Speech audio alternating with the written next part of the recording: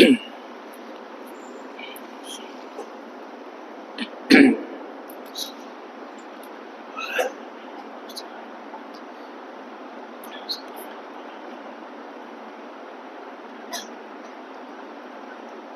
علیکم ورحمۃ اللہ وبرکاتہ۔ الحمد للہ رب العالمین والعاقبۃ للمتقین والصلاة والسلام علی رسولہ الامین وعلی آلہ وصحبہ اجمعین ومن تبعهم بإحسان إلى يوم الدین، اما بعد فاعوذ باللہ من الشیطان الرجیم افلا يتدبرون القرآن ولو كان من عند غیر اللہ لوجدوا فیہ اختلافا کثیرا۔ محترم حضرات، ابھی آپ کے سامنے سورہ نساء کی ایک آیت کریمہ ہم نے تلاوت کی۔ اس آیت کریمہ میں اللہ تبارک و تعالی فرماتے ہیں افلا یتدبرون القرآن، کیا یہ لوگ قرآن مجید میں غور و فکر نہیں کرتے؟ وَلَوْ كَانَ مِنْ عِنْدِ غَيْرِ اللَّهِ لَوَجَدُوا فِيهِ اخْتِلَافًا كَثِيرًا، اگر یہ قرآن مجید اللہ کے علاوہ کسی اور کی جانب سے نازل کیا ہوتا تو لوگ اس کتاب میں، قرآن مجید میں بہت سارا اختلاف پاتے۔ جیسے اس سے پہلے 2 دنوں میں فجر کے بعد والے درس میں قرآن مجید کے حوالے سے ہم نے اس بات کو واضح کیا، قرآن مجید اللہ تبارک و تعالی کا اس امت کے لیے بہت بڑا انعام ہے، بہت بڑی نعمت ہے۔ اس کتاب کو بار بار پڑھنا چاہیے اور اس کتاب کی تلاوت کے ساتھ ساتھ اس کتاب پر غور و فکر بھی کرنا چاہیے۔ اللہ تعالیٰ نے اس کتاب کے حوالے سے کہا سورہ صاد میں کتاب انزلناہ الیک مبارک لیدبروا آیاتہ، یہ ایسی کتاب ہے جسے ہم نے نازل کیا، یہ بڑی بابرکت کتاب ہے تاکہ لوگ اس کی آیتوں میں غور و فکر کریں۔ تو دوستو، یہ قرآن وہ کتاب ہے کہ جس کو پڑھنے کے ساتھ اس کے معنی پر غور کرنا چاہیے، اور اللہ تبارک و تعالی اس قرآن مجید میں ہم بندوں کو کیا پیغام دینا چاہتے ہیں۔ جب بندہ قرآن مجید کی آیتوں پہ غور کرے گا تو اس کے سامنے یہ بات پوری طرح سے واضح ہو جائے گی۔ قرآن مجید کی آیات کریمہ کو پڑھتا جا رہا ہے، غور کرتا جا رہا ہے اور اللہ کی مراد کو سمجھنے کی کوشش کر رہا ہے، اس کے پیغامات کو وہ سمجھنے کی کوشش کر رہا ہے، تو اس کے سامنے یہ بات واضح ہو جائے گی کہ بحیثیت مسلمان ہماری زبان کیسی ہونی چاہیے، ہماری سوچ کیا ہونی چاہیے، ہمارے خیالات، افکار اور عقیدہ ہمارا کیسے ہونا چاہیے، ہماری نجی زندگی کیسے ہونی چاہیے، ہماری معاشرتی زندگی کیسے ہونی چاہیے، ہمارا کاروبار کیسا ہو، ہمارے تعلقات کیسے ہو اور ہماری تنہائیاں کیسی ہو۔ تو خلق اللہ تبارک و تعالیٰ نے پورے قرآن مجید میں مختلف مقامات پر ان سارے حقائق کو اللہ نے بیان کیا ہے۔ پڑھیں گے، غور کریں گے، تب چل کر یہ ساری چیزیں ہمارے سامنے واضح ہوں گی۔ اسی لیے اللہ تعالیٰ نے سورہ محمد میں کہا افلا یتدبرون القرآن ام علی قلوب اقفالها، کیا یہ لوگ قرآن مجید میں غور نہیں کرتے یا ان کے دلوں پر تالے پڑے ہوئے ہیں؟ جیسے جیسے ہم قرآن میں غور کرتے ہیں، دل میں جو تالے پڑے ہوئے ہیں ایک ایک تالا کھلتا جاتا ہے اور دل روشن ہوتا جاتا ہے۔ اسی لیے جس بندے کا جس قدر قرآن مجید سے تعلق ہوگا اس کا دل اسی قدر روشن ہوگا، اس کی زندگی اسی قدر خیر اور بھلائی سے قریب ہوگی، اس کی سوچ اوروں کے مقابلے میں بہت بلند ہوگی، اس کا عقیدہ اوروں کے مقابلے میں بہت محفوظ ہوگا۔ جو بندہ جس قدر قرآن مجید سے قریب ہوتا ہے، پڑھتا ہے، غور کرتا ہے، سمجھتا ہے، اللہ کی مراد کو پہچانتا ہے، اسی قدر اس کے دل کا حال بدلتا ہے اور ایمان میں اضافہ ہوتا ہے۔ اور اللہ تعالیٰ نے اس قرآن مجید میں سبحان اللہ معلومات کا سمندر اللہ نے رکھا ہے۔ اللہ تعالیٰ نے اس قرآن مجید میں معلومات اور علم کا سمندر اللہ نے رکھا ہے۔ اسی لیے امام ابن الجوزی رحمہ اللہ فرماتے ہیں کہ میں نے قرآن مجید میں غور کرتا چلا تو مجھے اس کتاب کے ذریعے 300 سے زائد علوم اور فنون نظر آئے۔ پڑھیے گا قرآن مجید، اللہ تعالیٰ نے اس قرآن مجید میں کائنات کی حقیقت کو واضح کیا، آسمان اور زمین کی حقیقت کو واضح کیا، دن اور رات کی حقیقت کو اللہ نے اس قرآن مجید میں بیان کیا۔ جب قرآن مجید کو ہم پڑھتے ہیں تو قرآن مجید کی وہ آیت کریمہ جو سورہ انبیاء میں موجود ہے، اللہ تعالیٰ نے کائنات کی ابتدا کو بیان کیا۔ جب اللہ نے آسمان پیدا کیے، زمین پیدا کیے، اس وقت اس کا حال کیا تھا اللہ نے بیان کیا۔ ایک بات ذہن میں رکھیے دوستو، سائنس ایک علم ہے، یہ سائنس مختلف معلومات پیش کرتی ہے، سائنسدان ریسرچ کرتے ہیں، تحقیق کرتے ہیں اور دنیا والوں کے سامنے اپنی تحقیق پیش کرتے ہیں۔ اور سائنس کی جو تحقیق ہوتی ہے آج اس کا ایک نظریہ ہوتا ہے، اور اگلے زمانے میں سائنسدان آتے ہیں اور کہتے ہیں پچھلے زمانے میں جو نظریہ انہوں نے پیش کیا نا وہ غلط ہے اور صحیح نظریہ یہ ہے۔ لیکن واللہ اللہ کی قسم قرآن مجید میں اللہ نے جن حقائق کو پیش کیا قیامت تک وہ ویسے ہی باقی رہیں گے، ذرہ برابر ان میں کوئی تبدیلی نہیں ہوگی۔ سائنس نے ایک دور میں کہا کہ یہ زمین گول نہیں ہے، اور پھر بعد کے سائنسدانوں نے کہا کہ ہاں یہ زمین گول ہے، اور یہ زمین جو ہے سورج کے اطراف جو ہے چکر کاٹتی ہے۔ اللہ تعالیٰ نے سورہ یاسین میں سے بیان کر دیا۔ سورہ یاسین پڑھیے گا، اللہ تعالیٰ نے سورہ یاسین میں کائنات کی حقیقت کو کھول کے بیان کیا ہے۔ سبحان الذی خلق الازواج کلھا مما تنبت الارض ومن انفسهم ومما لا يعلمون، وہ ذات بڑی بابرکت ہے اور پاک ہے جس نے ہر چیز کے جوڑے بنائے۔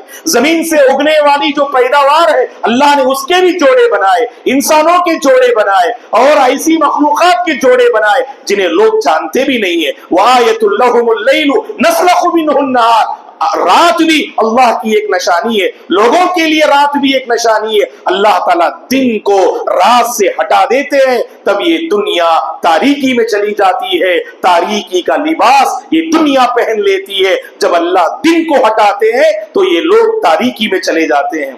والشمس تجری لمستقر لها كل في فلك يسبحون، اور اللہ نے کہا کہ سورج اس کا ایک مدار ہے جس پہ وہ چلتا ہے، اور یہ زمین اس کے اطراف جو ہے چکر کاٹتی ہے۔ والقمر قدرناه منازل، اور چاند کی منزلیں اللہ نے متعین فرمائی، اور چاند کی 28 منزلیں ہیں، اور چاند اپنی 28 منزلوں کو مکمل کرتا ہے۔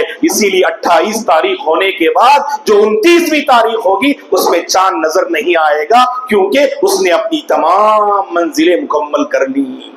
تو اسی لیے کبھی 29 اور کبھی 30 2 دن کا گیپ ہوتا ہے، اور کبھی صرف 1 دن کے گیپ کے بعد اس کے بعد پھر ایک نیا چاند طلوع ہوتا ہے جو بعد والے مہینے کا ہوتا ہے۔ اللہ نے اسی کو سورہ یاسین میں کہا کہ اللہ نے چاند کی منزلیں متعین کی، اور چاند کی 28 منزلیں ہیں، اور یہ 28 منزلیں چاند مکمل کرتا ہے۔ اسی لیے جب 14ویں رات کا چاند دیکھیں گے اسے البدر کہتے ہیں۔ البدر کا معنی ہوتا ہے یہ چاند مکمل ہو جاتا ہے، اور اس کے بعد آہستہ آہستہ اس کے اندر جو ہے کمی آتی ہے، اور 28ویں تاریخ کو دیکھیے گا وہ چاند اس دن مکمل غروب ہو جائے گا وہ رات، اور اس کے بعد 29ویں تاریخ کو آپ جو ہے چاند نہیں پائیں گے آپ۔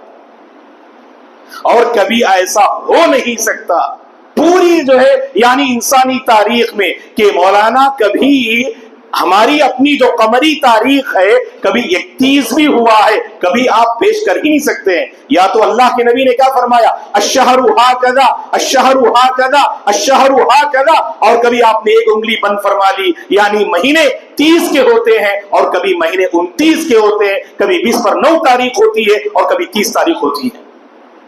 اور اللہ نے جب آسمان اور زمین کو پیدا کیا، قرآن پڑھیے گا 17ویں پارے میں اللہ نے اس حقیقت کو بیان کیا. کیا کہا اللہ نے؟ دیکھیے گا، اولم یر الذین کفروا ان السماوات والارض کانتا رتقا ففتقناہما. اللہ تعالیٰ فرماتے ہیں کیا ان لوگوں نے دیکھا نہیں جب آسمان اور زمین کو اللہ نے پیدا کیا، آسمان اور زمین دونوں ایسے ملے ہوئے تھے، ہم نے انہیں الگ کیا. اور آج سائنس کہتی ہے جب کائنات کی شروعات ہوئی ایک زبردست دھماکہ ہوا، اس دھماکے کے بعد یہ کائنات اپنی جگہ چلی گئی، آسمان اپنی جگہ پہ چلا گیا اور زمین اپنی جگہ پہ چلی گئی، اور سائنس اسے نام دیتی ہے big bang theory. Big bang theory جسے سائنس نظریہ پیش کرتی ہے، قرآن مجید میں اللہ تعالیٰ نے 17ویں پارے میں اسے بیان کیا. آسمان و زمین ملے ہوئے تھے، ایک زبردست دھماکہ ہوا، اس دھماکے کے بعد گویا کہ یہ دونوں الگ ہو گئے، آسمان اپنے مقام پہ اور زمین اپنے مقام پہ آ گئی. اللہ نے اسے بیان کیا. اور اسی طرح سے جب قرآن مجید کو پڑھتے ہیں، اللہ تبارک و تعالیٰ نے سبحان اللہ قرآن مجید میں سمندر کا بھی بہترین نقشہ کھینچا.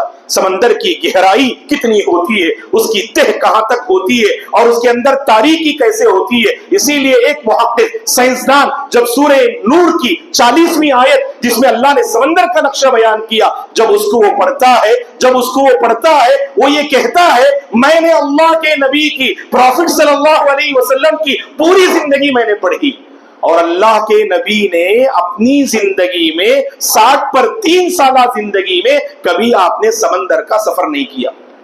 اللہ کے نبی نے کیا کیا؟ اللہ کے نبی نے کبھی سمندر کا سفر نہیں کیا.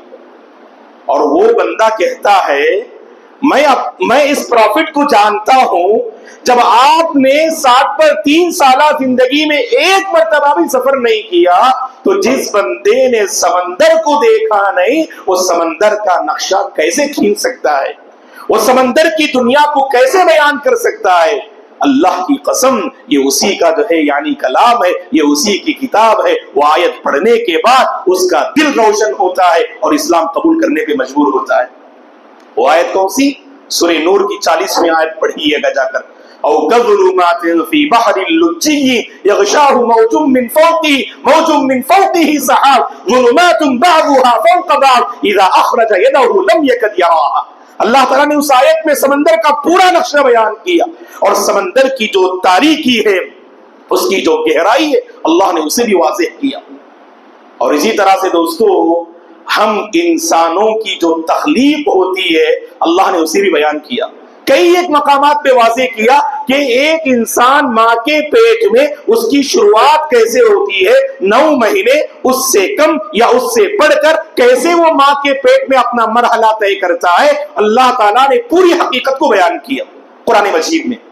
تو ایک محقق کے بارے میں علماء نے لکھا ہے کہ اس نے ارادہ کیا کہ ماں کے پیٹ میں بچے کی ابتدا اور بچہ باہر نکلنے تک، ولادت تک، کہ اس کا جو ہے یعنی معاملہ کیا ہوتا ہے. اس نے تحقیق کی 20 سال اس نے کھپائے اس ریسرچ میں، اور 20 سال کے بعد اس نے کہا کہ ماں کے پیٹ میں بچے کی شروعات نطفے سے ہوتی ہے، پھر وہ نطفہ جمع ہوا خون بنتا ہے، اور جمع ہوا خون گوشت کا ٹکڑا بنتا ہے، گوشت کے ٹکڑے میں ہڈی پیدا ہوتی ہے، اور اس ہڈی میں لباس پہ یعنی گوشت کا لباس پہنایا جاتا ہے، پھر آخر میں بچہ جو ہے یعنی باہر آتا ہے. 20 سال اس نے لگائے. اور اس کے بعد ایسے وہ ایک لائبریری گیا، اور لائبریری میں جب اس کی نظر قرآن مجید پہ پڑی، گویا کہ سمجھا کہ کوئی کتاب ہے. اور جب اس نے قرآن مجید کو کھولا تو اس کی ہدایت کا وقت آ چکا تھا. جب اس نے قرآن کو کھولا تو 18ویں پارے کی سورہ مؤمنون کی ایک آیت پہ نظر پڑی. اللہ نے اس ایک آیت میں اس کی 20 سالہ زندگی کی تحقیق کو بیان کر دیا. سبحان اللہ، ایک آیت میں اس نے 20 سال جس معاملے کے لیے اپنا سب کچھ قربان کیا، اللہ نے ایک آیت میں بیان کر دیا. وہ آیت کون سی؟ ثم خلقنا النطفة علقة فخلقنا العلقة مضغة فخلقنا المضغة عظاما فكسونا العظام لحما ثم انشأناه خلقا آخر فتبارك الله احسن الخالقين. اس ایک آیت میں اللہ نے پوری حقیقت بیان کر دیا کہ ماں کے پیٹ میں بچے کی شروعات حقیر پانی سے ہوتی ہے، نطفے سے ہوتی ہے، پھر وہ نطفہ جمع ہوا خون بنتا ہے، پھر وہ جمع ہوا خون ایک مدت کے بعد گوشت کا ٹکڑا بن جاتا ہے، پھر اس گوشت کے ٹکڑے میں اللہ ہڈی پیدا کرتے ہیں، پھر اس ہڈی پر اللہ مزید گوشت کا لباس پہناتے ہیں، اور جب اس کا وقت آتا ہے ایک بہترین سانچے میں، بہترین شکل میں اللہ تعالیٰ اس بچے کو باہر نکالتے ہیں۔ سبحان من خلق، جس ذات نے ہمیں پیدا کیا وہ ذات کتنی بابرکت اور کتنی پاک ہے اے لوگوں۔ اسی لیے ہمیں چاہیے قرآن مجید کو پڑھے۔ اور وہ بندے نے کہا جب اس نے قرآن مجید کی اس آیت کو دیکھا، اے کاش یہ کتاب مجھے 20 سال پہلے مل جاتی تو میری 20 سالہ زندگی کسی اور کام میں لگاتا۔ اس کی عقل حیران رہ گئی، اس کی عقل حیران رہ گئی کہ جس معاملے کو لے کر میں 20 سال پریشان رہا، اور یہ کون سی عجیب و غریب کتاب ہے جس میں سبحان اللہ ایک ہی آیت میں پوری باتیں بیان کر دی گئی۔ پھر وہ بندہ جو ہے اسلام میں داخل ہوتا ہے۔ تو کہنے کا مقصود یہ ہے دوستو، اللہ تبارک و تعالیٰ نے اس قرآن مجید میں ہر قسم کا علم رکھا ہے، علوم و فنون کا انفجار ہے، علوم و فنون کا سر چشمہ ہے۔ یہ ایسا دریا ہے جس جو ہے دریا اور سمندر کا کوئی جو ہے کنارہ نہیں اور اس کا کوئی ساحل نہیں۔ اللہ تعالیٰ نے اس میں اپنی معلومات کو بیان کیا ہے۔ اب میرے اور آپ کی ذمہ داری کیا ہے؟ اس قرآن مجید کو پڑھیں، اس قرآن مجید سے قریب ہونے کی کوشش کریں، اور اس قرآن مجید سے اپنا ایک تعلق مضبوط کرنے کی کوشش کیجیے گا دوستو۔ یہ کتاب کبھی ہمیں رسوا نہیں کرے گی، یہ کتاب کبھی ہمیں ذلیل نہیں کرے گی، یہ کتاب کبھی ہمیں پریشان ہونے نہ دے گی۔ پریشان حال جب کتاب کو لیتا ہے اس کی پریشانی کم ہوتی ہے، اور ایک مغموم انسان، غم میں مبتلا انسان جب اس قرآن کو لیتا ہے اس کا غم ہلکا ہوتا ہے۔ ایک ایسا انسان جس کے پاس معلومات نہیں، قرآن لینے کے بعد معلومات میں اضافہ ہوتا ہے، اس کے ایمان میں اضافہ ہوتا ہے۔